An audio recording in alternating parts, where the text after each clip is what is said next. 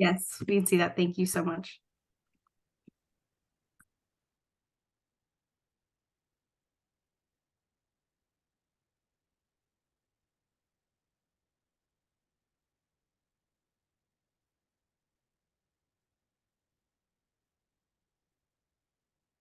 Do you want me to wait a few more minutes or? No, I think we're good. You can go ahead and get started, Laura. I appreciate it.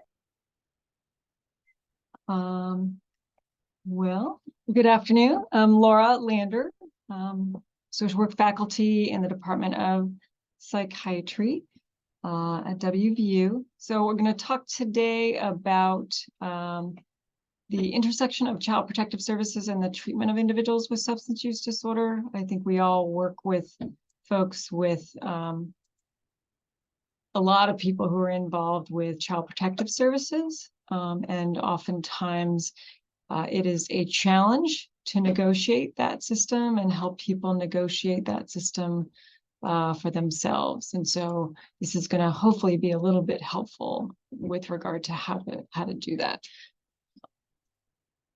So we're going to talk about an overview of the numbers in terms of West Virginia numbers in particular, common patient populations involved with child protective services, a little bit about the process so that you can help people with what to expect when child protective services gets involved with them, and then some hopeful things about innovative models and some of the specialized courts we have around the state, and then also how to advocate for CPS involved patients. So something weird has happened to my view. So I'm going to try and fix this for just a minute. Okay, here we go.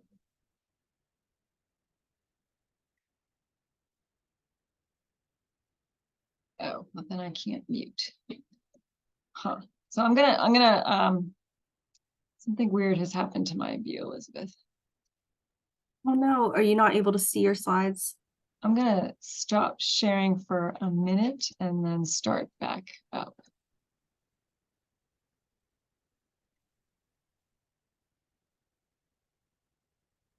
Okay. Can you see them now? Yeah, we can still see it.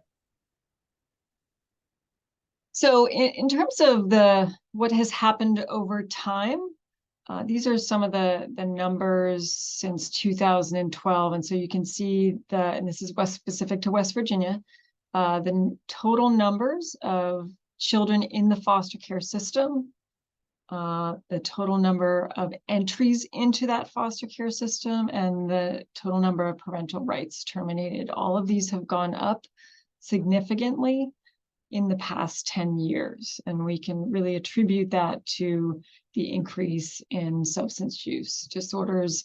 In particular, methamphetamines has taken a toll on families. It's very hard to parent effectively when using methamphetamines. And so the combination of opioid use disorder and stimulant use disorder has definitely impacted these numbers. The other trend that we are seeing in West Virginia, which is particularly concerning, is the disparities in the termination of parental rights. So you can see West Virginia leads the nation in termination of parental rights. And this is from the adoption agencies kind of track these numbers.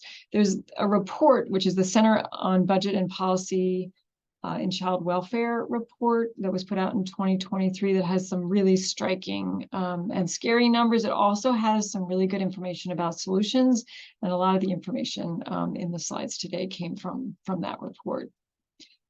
So you can see how different these are between the states. This is kind of the top 15, and West Virginia is at the top. So currently there are 6,222 children in foster care. It's down a little bit from 2 years ago, so that is good news. But West Virginia places more children in foster care than any other state per capita, just behind Alaska. And so we have very high rates of removal of children from their families.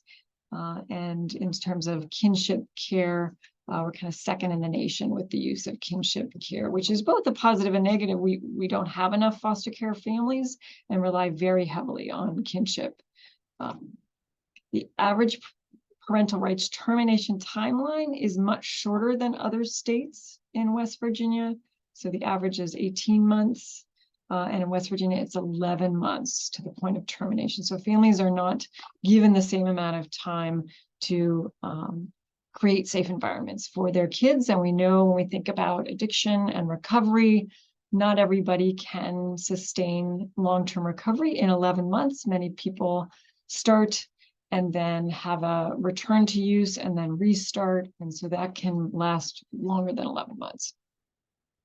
We also have the highest neonatal abstinence syndrome rates in the nation. Now, just because a baby has neonatal abstinence does not necessarily mean they will be removed from parental custody, but it is sometimes a factor in when that happens. So our rate is 50.6 per thousand compared to 7 per 100,000. Sorry, 50.6 per thousand compared to 7, much higher in West Virginia. And a little bit about where this is occurring. So the Northern Panhandle has the highest rates of neonatal abstinence syndrome. I wanted to share this resource that Anna Butcher actually shared with me. It's the Child Welfare Dashboard.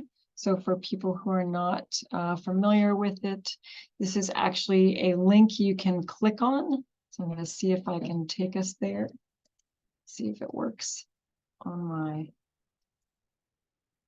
PowerPoint, just to kind of show you. I don't think it's, there it goes.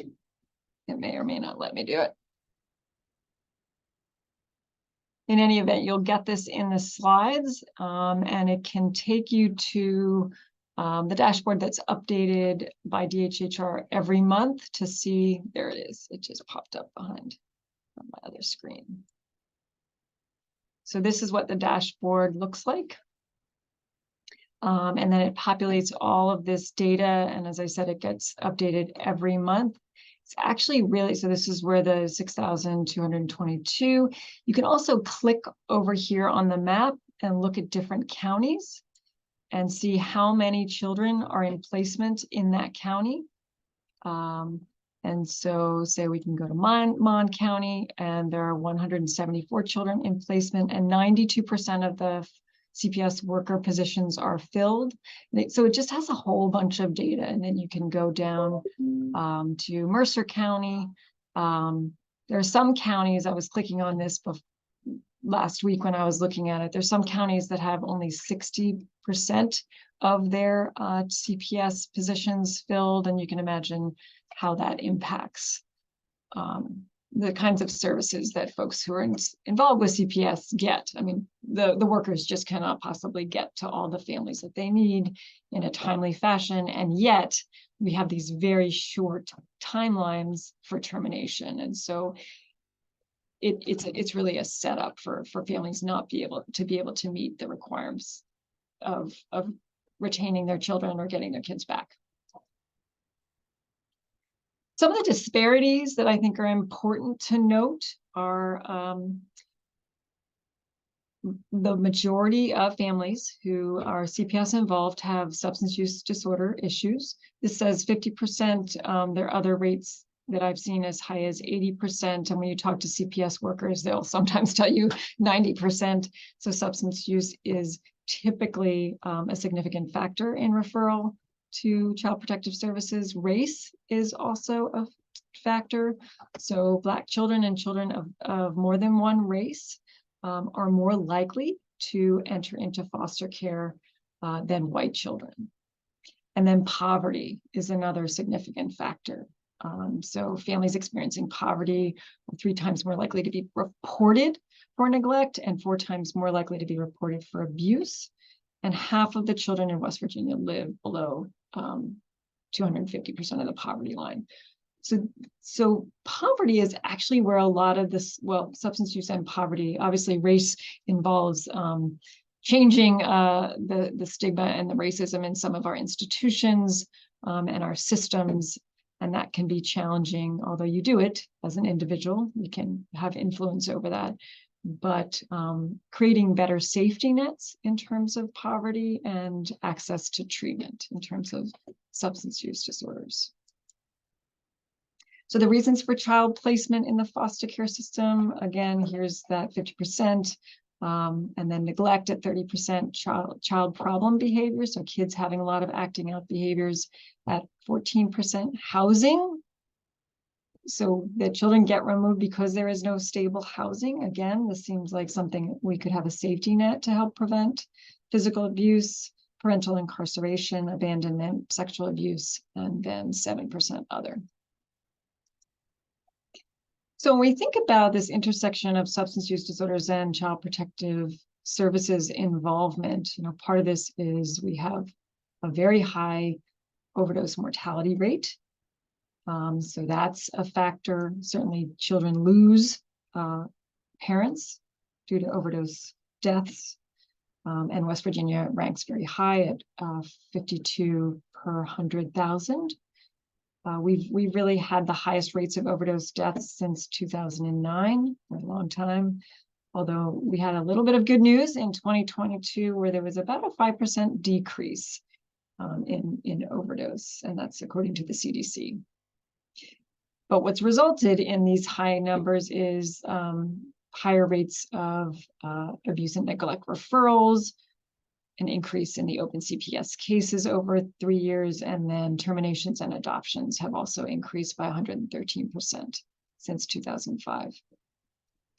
And this report indicated that 83% of open CPS cases actually involve substance use disorders. So when you read the policies, the CPS policies, it is not that every parent who uses substances is at risk for losing custody of their children. It is supposed to be that it's impairing their ability to parent, but that takes some time, sometimes, not always, that can take some time to assess. And so sometimes parents can feel like their children were removed simply because there was a positive urine drug screen rather than an assessment of risk. Assessing risk is time consuming and requires a lot of resources. And so oftentimes erring on the side of caution when there's substances involved is what can happen. So just a little bit about the process, and before I move on to this, are there any questions or comments as we go along? I'm happy. I can't see all of the squares, but happy to answer questions. We do have a couple of chats that came in. One said, what about the increase in CPS aggressiveness as a factor in termination of parental rights? Yeah, absolutely. I mean, the timeline, if it's a short timeline, terminations people do not have the time to get into treatment, get stable in treatment, do all the parenting classes, do all the things that are required of them, have visits, have unsupervised visits, have overnights. I mean, all the progression of what needs to occur before reunification, there's just not enough time. 11 months is actually a very short amount of time. In addition, because CPS is under-resourced and often can't do their part because they don't have enough resources to get their part in place, sometimes for 2 and 3 months, they're already 2 and 3 months into the case before it officially starts. So mom and dad and child have been separated for 3 months before anything really, before they can begin to see any movement, which is not good for children and attachment and emotional well-being.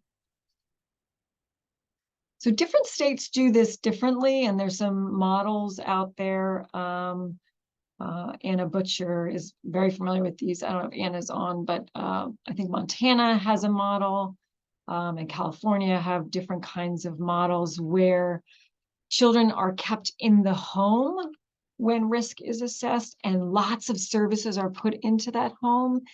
Now, is it that West Virginia does not have the resources, the financial resources, the workforce resources to do that? Or we haven't kind of looked at those different models? That's for someone at DHHR to answer. But there are models out there that are different than ours. I have another comment in here, if you don't mind, Laura. Yeah. Question, do you think the reduction in child poverty due to COVID checks helped decrease CPS involvement?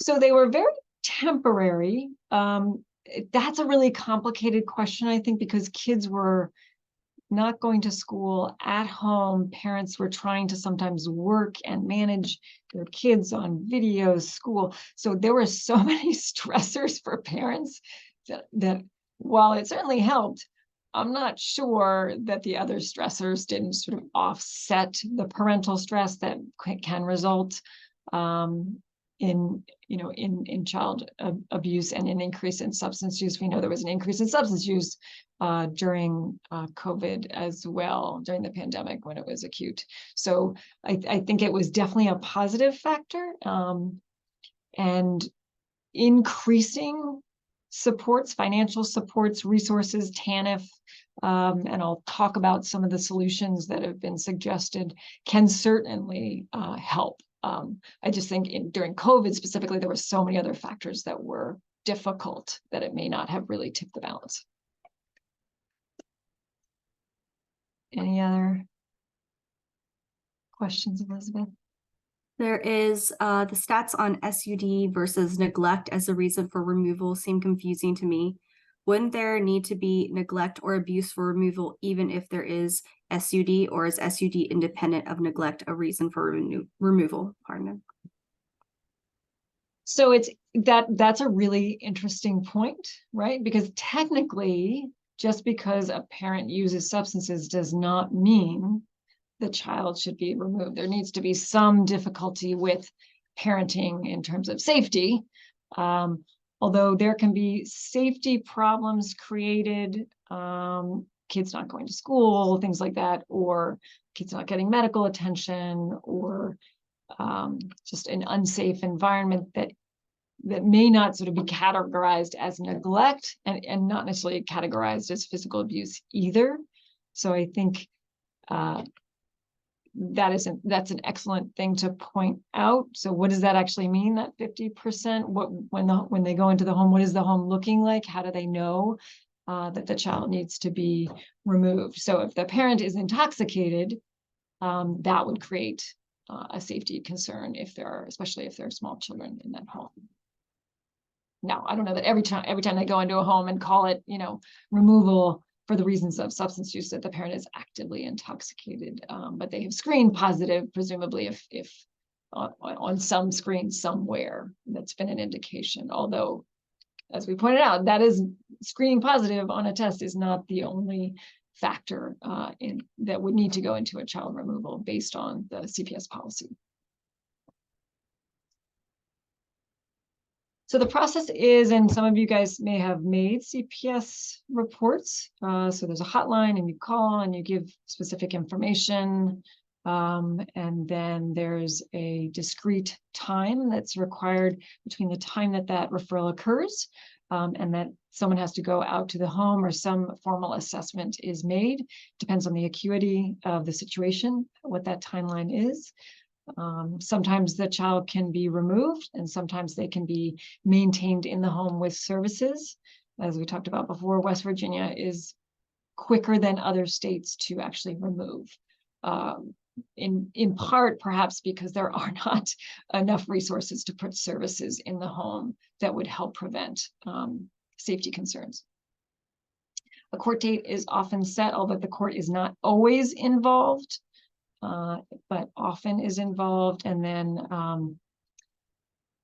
the multidisciplinary team meetings that occur monthly begin to get held, and the parents go to that, the guardian ad litem goes to that, lawyers are often there in terms of prosecuting attorney, and then the parents' lawyers, and then CPS, as well as interested parties. So sometimes the foster parents or the kinship foster parents are at those meetings as well. Urine drug screens often start, and while there is a lot of variation based on the county that you're in, usually, not always, but the parent often needs to have 2 negative urine drug screens in order for visitations to be scheduled. Now, again, I have not found that in any policy, but that's kind of an informal policy that's often kind of in place. Some counties will allow parents to have, certainly during COVID, allow parents to have video visitation with kids without negative urine drug screens, as long as they are not intoxicated when they present for the video visit, that they can have video visits with kids, and that can be really helpful when there's been a removal, so at least the child can see the parent. And then there's the reunification, termination, and disposition 5 process, that is the ending of the case. One of the wonderful things about CPS involvement is that it is an opportunity to get resources in place for families if there is issues with access to food, access to medical care, any developmental assessments. So birth to 3 is one of the most common referrals. Parenting classes or parenting teaching, coaching is one of the most common referrals that can occur also. Again, this varies a lot depending on the county. I've talked to parents who are like, oh my gosh, I love my parenting person, they're great, and I'm learning a lot. And other people who say, my parenting person has no curriculum, no workbook, and gives me rides to places. So there's a lot of variation. So I think some standardization would be helpful. Just to mention Child Protective Services and pregnancies. So generally, there is still a policy in the state that anyone who has substances in their system at the time of delivery, we typically test, all hospitals typically test mom's urine at the time of delivery or just before delivery. And then do also cord blood testing. So if there's substances in the person's urine or cord blood, then a CPS report would be made. This includes medication for opioid use disorder, even if they're in a program and the medication is prescribed to them. That is not true in all states, but it is true in our state. And if someone is in a program on medication for opioid use disorder and stable, the response really varies county to county. So in some counties, the CPS worker might come in, meet with the person in the hospital, talk with the nursing staff, maybe have some collateral contact and be like, we don't need to open a case, you're good, clearly you're doing well in treatment and I see no safety issues. Other counties may handle that very differently. So it's very hard to predict. And so I think the most important thing for us in working with parents is to say, some CPS contact will happen, and this is how we can help you. We can write you a letter. You can give to CPS. We can give to CPS stating that you're in a program. It's also important for us to know what medications may have been prescribed or administered in the delivery process. Sometimes fentanyl is administered through the epidural, and so it's really important to be able to advocate on behalf of the patient. So the baby, if there's fentanyl in the cord, that it's not necessarily always an indication that mom used substances during the pregnancy. We need to make sure we check the medical record and see if she was administered fentanyl or any other opioids during delivery, or benzodiazepines are another common medication. So there is a fair amount of stigma, as you all know, around substance use disorders as well as medication for opioid use disorder. And so I think when we are working with patients who are in our programs, we have a really important advocacy role. So there are some innovative models out there. I'm going to talk really, really briefly about these, and some of you guys may be familiar with them. Some of you may work for them. So if any of you work for any of these models, I encourage people to speak up and talk about them. So the START model, which stands for Sobriety Treatment and Recovery Teams, it's only happening, it's a grant-funded program that's in 5 different counties right now. My understanding is it's not been very robust because workforce shortages have made it hard to hire for the program. Quick response teams, which you guys may be pretty familiar with, are a really innovative model, which I'll talk briefly about. Law enforcement assisted diversion is also an innovation, and then drug court, juvenile drug court, and family drug court. So START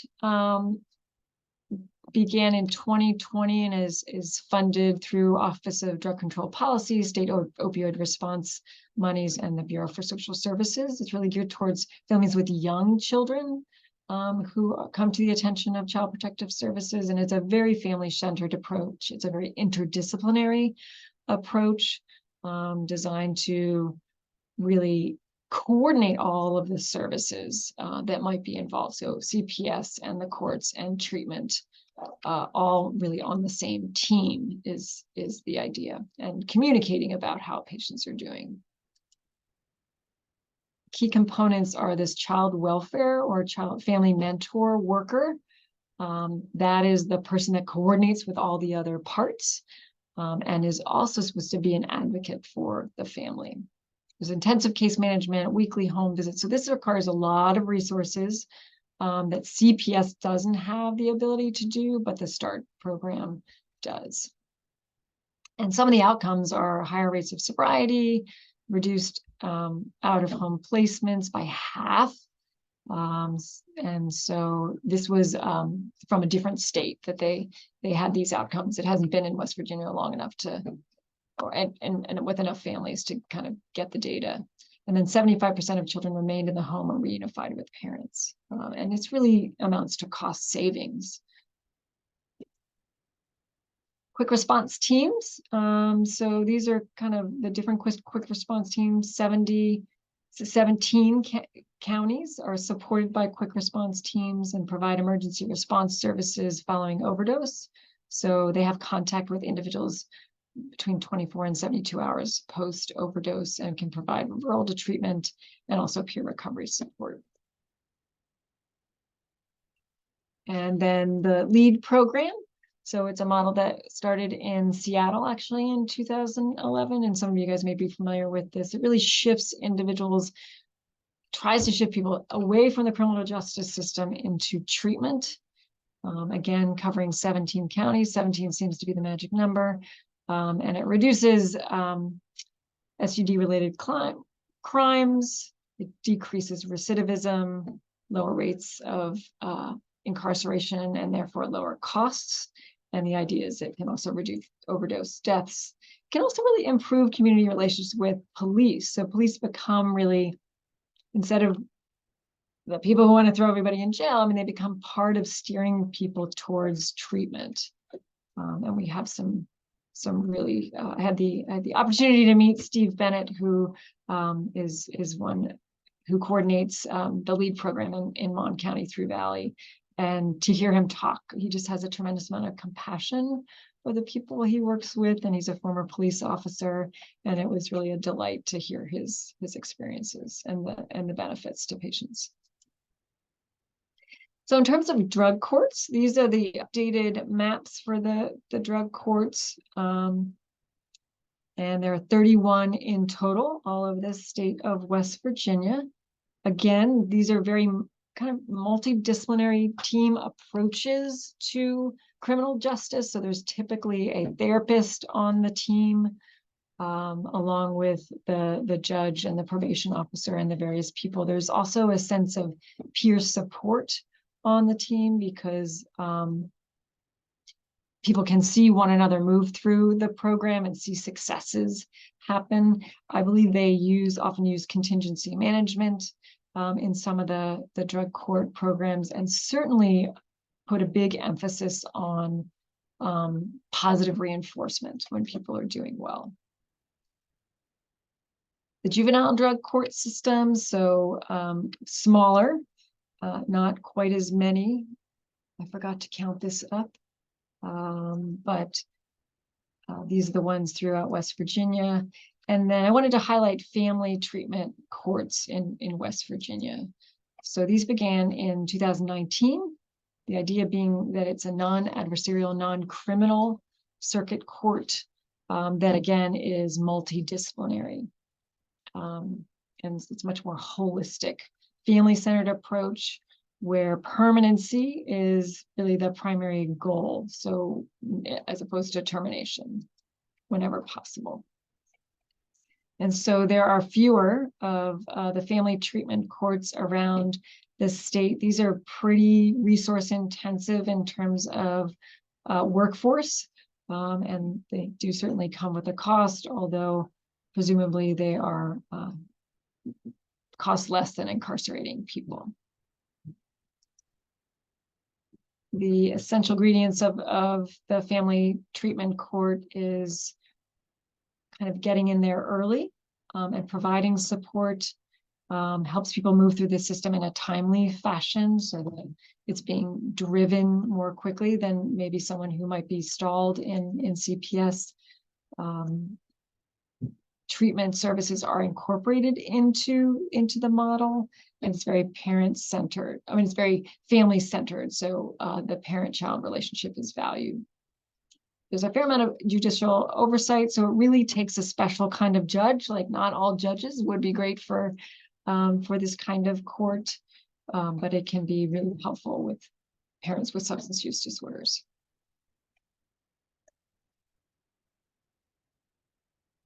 So in terms of how to address some of the disparities and what are the solutions that are possible, these are some of the recommendations from that policy report that I mentioned that there's a link to in the references. So West Virginia has uses sanctions that restrict people's access to TANF. And so it's like it's punishing people by taking away a safety net, which doesn't seem like a great idea, but that's a little bit of, it seems like the culture of how it's done here. So if we remove some of those sanctions, it would help keep people out of poverty and put them at less risk for becoming involved with child protective services. Certainly increasing access to substance use disorder treatment. That's what we're all about here. That's why we're here, presumably, in this ECHO. Tightening some of the legal standards, so economic insecurity or substance use are not sole reasons for child removal. Like you saw the 11% for housing. If we had better housing resources, those particular removals could be eliminated. Increasing child care subsidies, so that's maybe what that COVID question was getting to. That would help if we didn't have all the COVID stressors along with them. Increasing SNAP utilization. There's been research to show that directly reduces CPS involvement. When you increase SNAP utilization in a state, the CPS numbers go down. And then enacting state-level refundable child credits or earned income tax credits. That these kinds of credits decrease CPS involvement also. And then for us to provide advocacy for the patients that we're working with. Certainly with pregnant patients, they will most likely, if they're in programs where they're being prescribed medication for opioid use disorder, they will have CPS involvement in some limited or maybe not limited way. So educating ourselves about neonatal abstinence syndrome, the medications prescribed at the time of or administered at the time of delivery, things like that.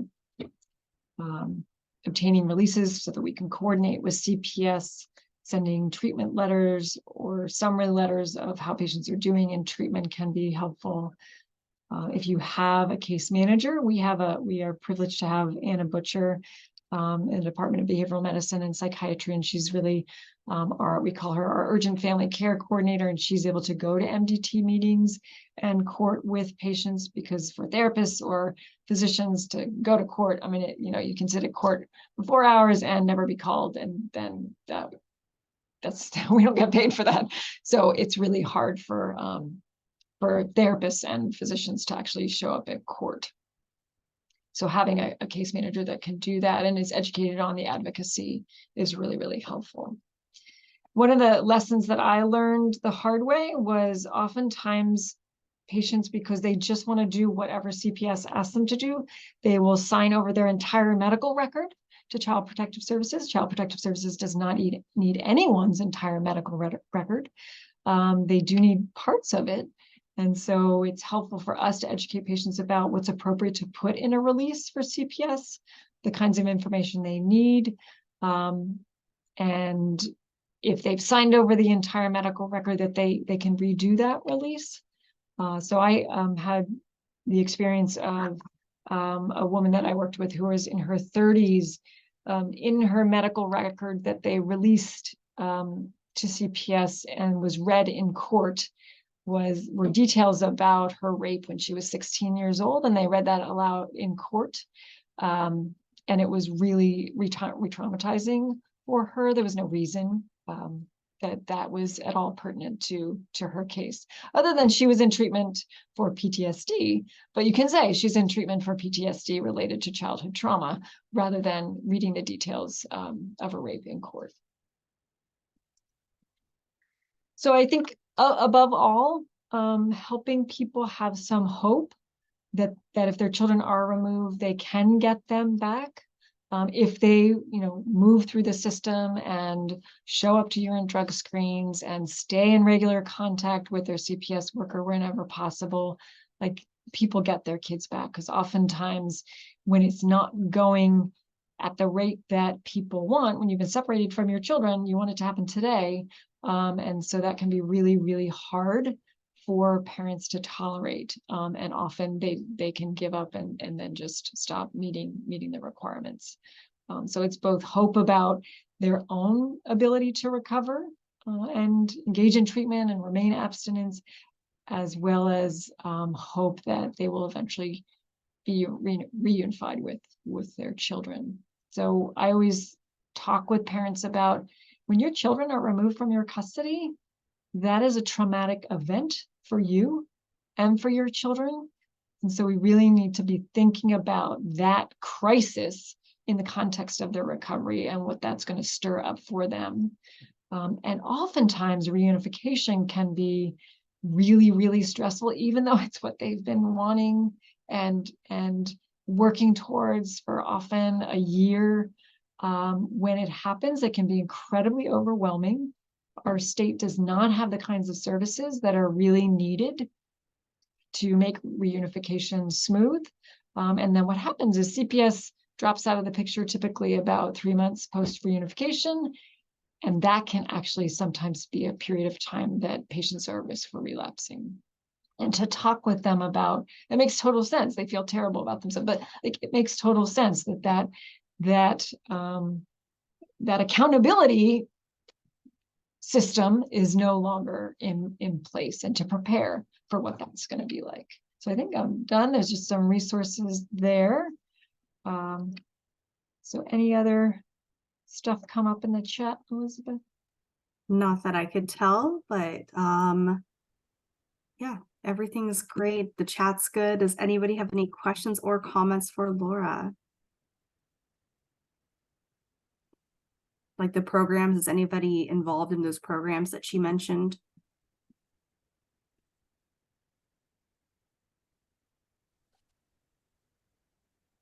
Laura, I have a question. This is David Baltiera. Yeah, I think. Sorry, I always have questions. So the We like the questions. CPS reporting requirements, are those law, statute, CPS guidelines? Because there's often a lot of confusion among that, and and so can you clarify that for us? As I understand them, they are DHHR policies and procedures.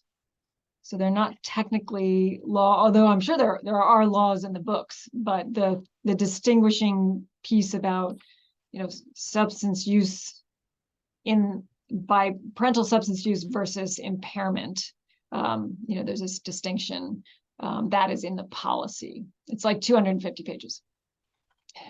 Right, because it's, because that's the question, because different states report people differently. So if you're in treatment on buprenorphine, should you really be reported? Is that a clinical judgment? Is it a legal requirement? It's a little different than the mandated reporting, which is a law. Right. So that's what I'm trying to figure out. So it's tough to find a law that's clear on that. And so I think it's DHHR policy but nobody's challenged that, I think. And I'm not sure it's always in our patient's best interest, because I'm sure everybody in here has lots of stories, but there's a little bit of, well, there are many factors in who keeps their kids, doesn't. Some of it to the patients and to us clinically seems somewhat arbitrary based on staffing, availability, inherent biases in the CPS worker, judicial system, nursing staff, those things. So. Yeah, and it's so different county to county. We know that stigma around medication for opioid use disorder also varies county to county, and there are regional differences in how much that evidence-based treatment is embraced, and that can certainly influence CPS workers and the court systems, as well as patients themselves.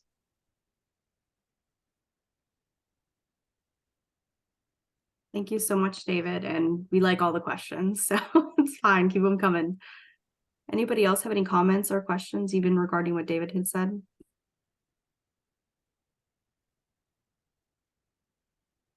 I have a brief case to share if you wanted me to share a case. Absolutely.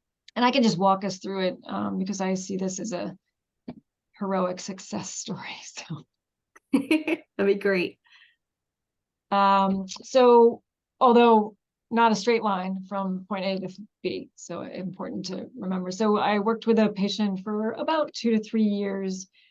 She was a referral to us right after she delivered. She had been using substances during her pregnancy and was in a domestic violence situation. So CPS became involved. She was living in the domestic violence shelter.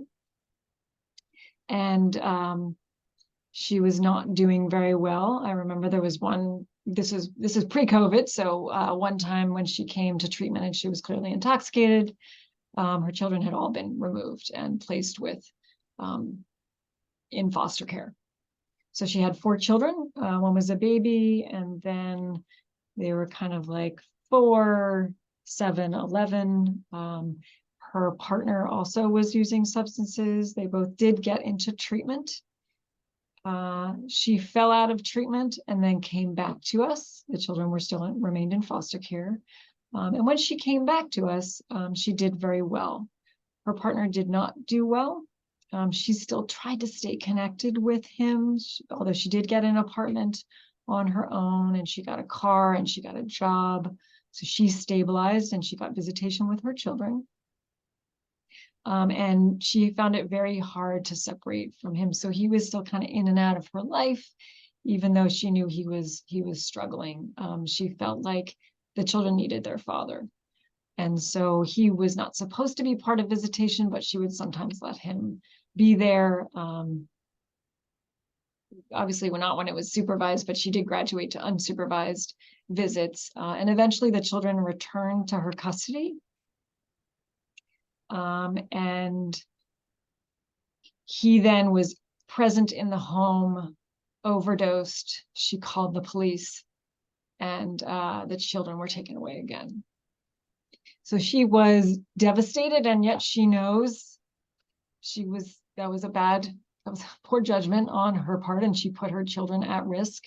And the older ones witnessed their father overdose, and it was the right thing to call the police, because they were able to revive him with Narcan. So it's really hard decision for her to believe she did the right thing when the outcome was that her children were removed again. She relapsed shortly after that. It was a very brief period of about a week of return to use, and then she got back on track. She remained in treatment with us through that whole time. And then she separated from him and stayed separate from him because he continued to struggle. He was not really ever able to be successful in his recovery. And when she did that, she was like many couples, like when one part of the couple is using and the other is trying to remain sober, that typically does not go very well. And then if one of them can separate, there can be better success. And sometimes actually both do better when that happens for a period of time, that the separation helps them both. So she was then followed by CPS, and they started doing blood testing. And we know that the chain of custody is not very stringent on blood tests. She worked in like a shop where she handled money. And so she started to have these periodically, she would have very low level positive blood tests. Her urines were negative. We actually did a thing where we did a blood test on the same day that she was tested down at drug court. And ours was negative and theirs was positive. So they may have had a lower positive threshold than ours in the lab. Here, we were never really able to get that level of detail.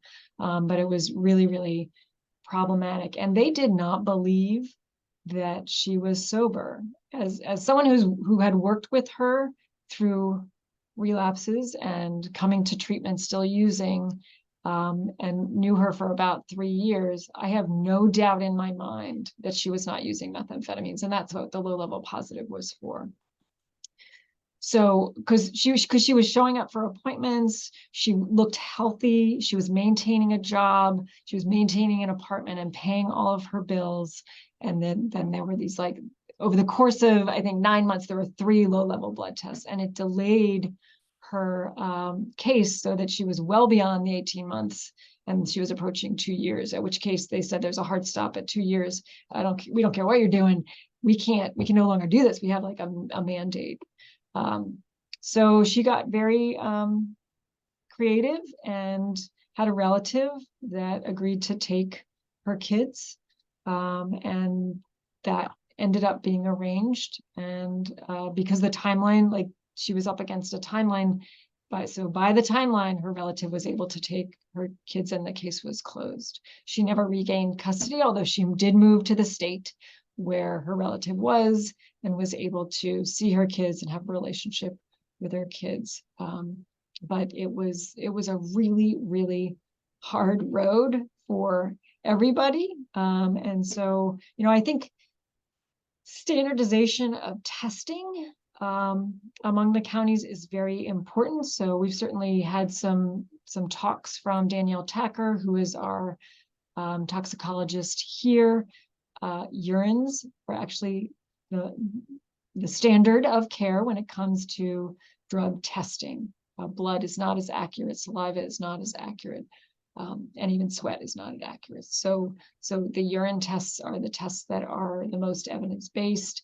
And so somehow, if we could standardize this and have all counties doing it the same, it would be really helpful. And then using some creative and innovative models, and perhaps if there were a way to get resources for in-home support so that kids could stay in their homes as families get healthier versus being removed because of the trauma that occurs to both parents and kids when children are removed.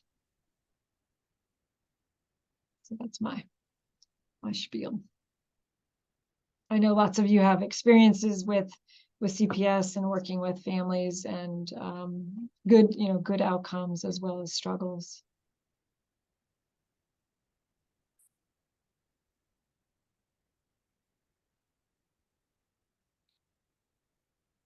Thank you so much, Dr. Husted. I saw that you unmuted.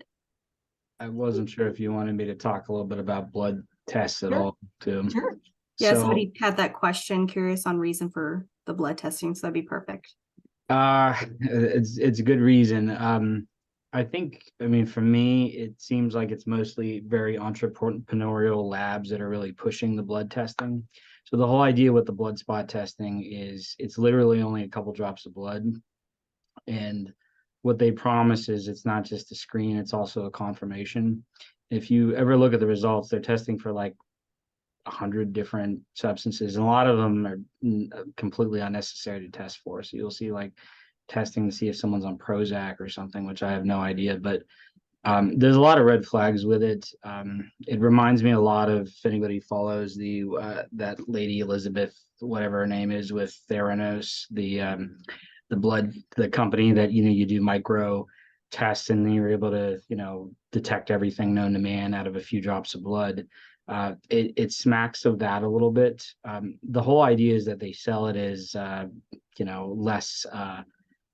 less chance for someone to potentially get around a urine drug screen. So it's harder to fake blood. But the reality is it's very dependent on how you test it. If there's anything in the air, if you're testing it in the same area. I mean, what we've consistently seen in the drug screens is that you'll see something like fentanyl, but then you won't see norfentanyl, the metabolite, which you would expect, or you see methamphetamine, but no amphetamine, which you would expect. The thing that it's closest related to the blood spot testing is like infant newborn screening.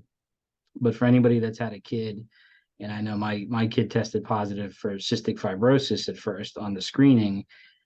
Then we went back and actually did a confirmation test, which was negative, thankfully. But it's kind of the same idea that they're trying to sell it as screening and confirmation all in one based on a few drops of blood. I've looked on the website of the one company in particular, but I can't imagine how much the state is spending for these tests. And again, it's very dubious, some of the results. And the other factor to keep in mind is when these places are selling these tests, at least the CPS in Mon County, whenever there's a court hearing, they'll actually call the head of the lab as a witness. So if you're a witness for your own laboratory, of course you're going to say, yes, we have the greatest test known to man, and that's, it's impossible for it to be to have false positives or whatever. But yeah, it's kind of a scary time right now because the blood tests are not validated the way urine tests are. Again, I think companies making a boatload off of selling a pipe dream essentially to the court system, and people are probably losing their kids over false positives from stuff in the environment when it's getting tested. So we are actually working with some of the folks from DHHR to try to get this stuff banned. So that is something we're working on at the moment, and I'm certainly anybody I tell them it's not a good idea to do these tests instead of urine drug screens. So there you go. Jeremy, can I follow up on that a little bit, Yeah. maybe? Because I've had trying to figure out my own, educate myself, and please correct me if I'm wrong in my understanding, because again, I've been trying to put this together. My understanding is that there's, most of what we do medically is FDA approved testing or has a waiver because our labs, it's a medical lab. This stuff is forensic testing, which has a whole different, kind of level of control, or maybe not control. And that's the issue. These are not FDA approved tests. These are forensic tests, which can be used by the police, can be used on the sideline, parents, things like that.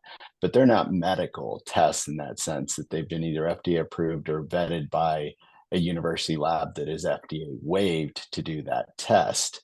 And so that makes a huge difference on kind of validity, sensitivity, environmental contamination. Because if you're testing people that use drugs in a way that may be cross-contaminated, where people are coming in that have used, to me, it's the sense that it can be a lot of false positives and cross-contamination. Yeah. And that's what those dots to me are potentially at. And I have had people lose their kids over that, even with multiple medical tests. The courts don't. It's all over the map. It's all over the place. So yeah. I don't know if that's correct or incorrect what I'm saying. The chain of custody stuff's a little dubious too, because we've had patients that they give a sample and the test, the people supervising just have them put their initials down and that's it. And so who knows? Again, a lot of times these things get sent off in the mail. So there's no immediate screening that's provided. No chance for people to, talk about things. It's just immediately going off for confirmation. So, but again, with such a small sample, it's hard to say how you can, reliably predict or report what's being seen. I would love to see how they actually do it, and I would question it. So, yep, scary stuff. Thank you so much, Dr. Husted, as always. Appreciate your comments and knowledge. Does anybody else have any comments or questions? I have a quick question. Laura, you were talking about the tight timeline and also the acknowledging the workforce shortage. Have you, because this recently came up with a patient that I had not seen, but you would be the person that probably would have seen it more, an actual delay and a reunification hearing because visitations by CPS were delayed because of workforce, that they would schedule them and then they wouldn't show up. Yes. And so what happens when something like that pushes up against the timeline? When it's not it's not the parents' fault. They're doing everything, but there's a workforce shortage that's pushing them up against that deadline. So I have seen it go both ways. I have seen, I worked with a woman who she had a year of sobriety and she was up against the timeline, and visitation had not started in her home and it had been 2 years. And so her rights were terminated. She had a year of sobriety. I mean, it was heart-wrenching. And then I've seen it where they've extended it. So the case that I presented, that case went right up to the 2 years, like literally December was the 2 years. And she did a disposition 5. She signed over her rights because she knew her rights would be terminated if like nothing had gotten decided about at that 2-year marker. So, but they did extend it past the 18 months. I mean, they don't like to extend it past the 18 months, but they will if there have been extenuating circumstances. But I don't think they'll extend it past 2 years. So the rights just get terminated. And is that 2-year thing, is that a state thing or a federal thing? I believe it's state. There's a lot of variation. I mean, there's a lot of variation, like state to state. Yeah. Wow.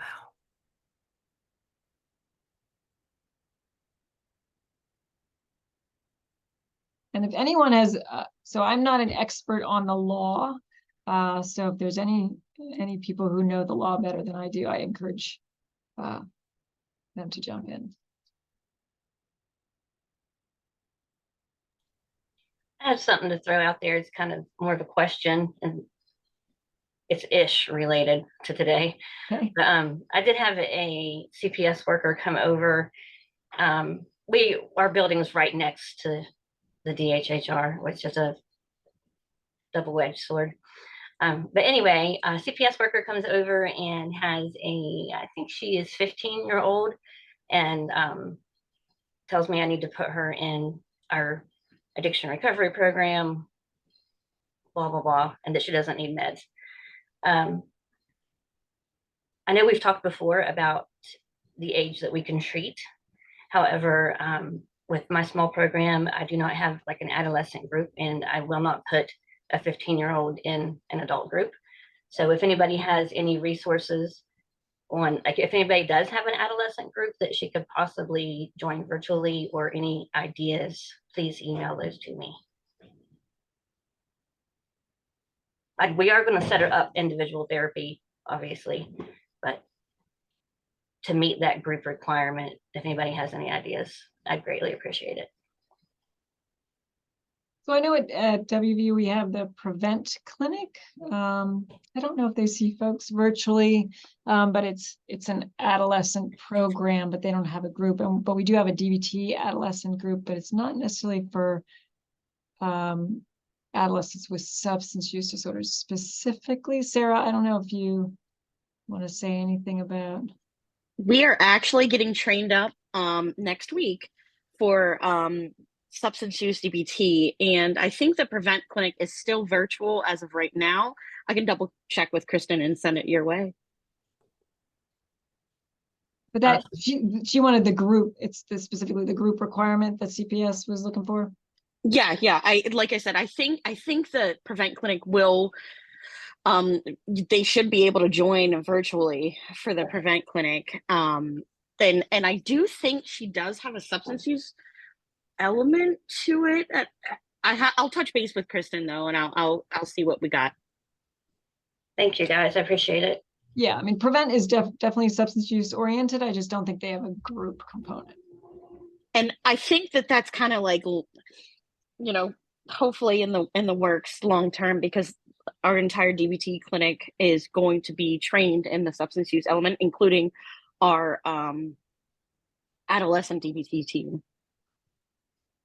So I will figure something out and send it your way.